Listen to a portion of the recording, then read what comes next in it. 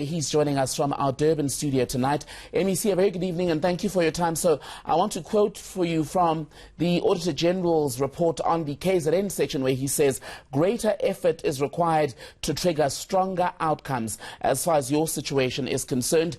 Do you have it in you to see that action come to pass? Yes, good evening to you and good evening to the viewers. No, absolutely. I think the Premier has already indicated very strongly in what we call our governance and administration cluster that the audit outcomes and irregular expenditure is a #1 priority. I see a very strong political will to deal with this matter, and we've already started very far advanced in identifying the departments, the issues, processes with regard to consequence management, which I think is the buzzword, but the people want to see action.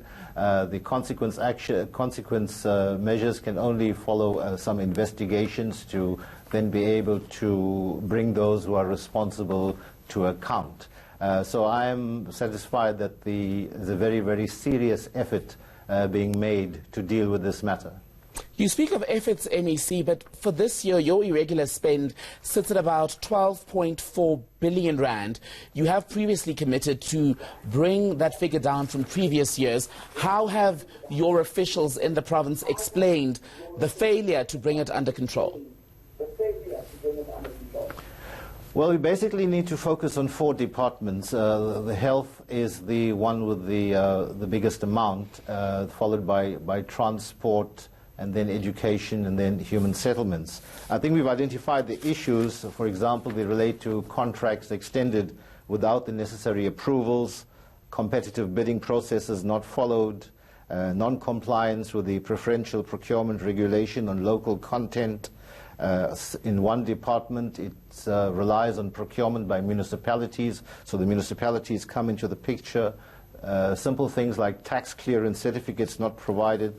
And then, of course, we come back to consequence management on those matters. So in health, for example, we already have an intervention team supplied by Provincial Treasury that just finished its first phase. Will probably go into a second phase now. There's issues, of course, of vacancy and capacity building. I think the problems differ. Of course, there's that element where you have what I would call delinquency, and we have to be very hard on that. But there's also technical non-compliance, which we have to deal with. I think there has to be a better appreciation that supply chain management in today's legal framework is a science which people have to get to grips with. They have to be very organized and capacitated. So from vacancies to capacity building and training and support from Provincial Treasury will be there. But the tough consequence management for those who are, as I say, delinquent will have to be very, very serious. What are the timelines that you've set yourself? Again, as I've been saying, even in my conversation with the Auditor General, that a lot of what we hear upon the release of this report is the same annually. So what are the timelines? When should we expect you as KZN to say, look, this is what we've done, hold us to account based on these time frames? Well, we're in a new 6th administration, but even before the audited outcomes were announced by the Auditor General, the Premier had already insisted on processes being put in place. So he's cracked the whip in a very strong way. He's insisting now on reports and accounting directly to the Provincial Executive Council with the detail of each consequence management case, for example. He's insisting on leadership by MECs. The new law which you spoke about earlier with the Auditor General, the Public Amendment Audit Act, which provides for a certificate of debt by accounting officers if they do not comply, is very serious. We've already addressed all municipalities and all heads of departments and MECs. I think that Amendment Act is having a very sobering effect. We're seeing it already. And now is to put into place the actual systems and the nuts and bolts on each detailed transactions to get the outcome. With regards to a timeline, we would hope to have a very, very serious reduction by the next year's audit outcome, but I would think that overall it would be a 3-year program to really bring it down to where we would want it to be. A key area of concern for the Auditor General for KZN has been the abuse of supply chain management legislation. What have you done there practically to stem that?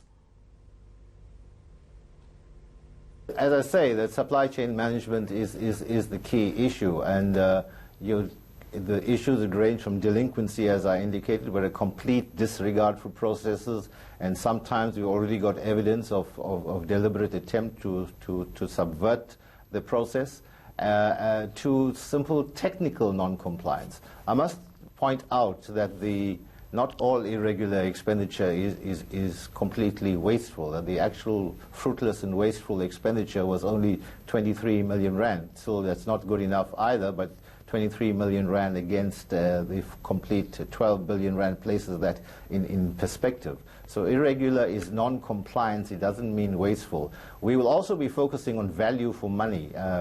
So even if something is regular, we want to see, is there value for money? This irregular expenditure process investigation, which ultimately results in either a condemnation or some other more serious consequences, will ask the question, yes, okay, there's no compliance in a technical way, but was there value for money? And that will be the key indicator for us as to the degree of sanction or consequence that ensues.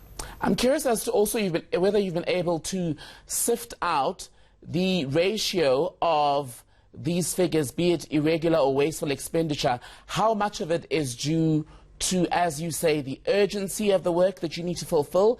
How much of it is because of officials who simply don't know the legislation that governs the spending of government money, and how much of it is just people ignoring the way in which they're supposed to deal with government finances?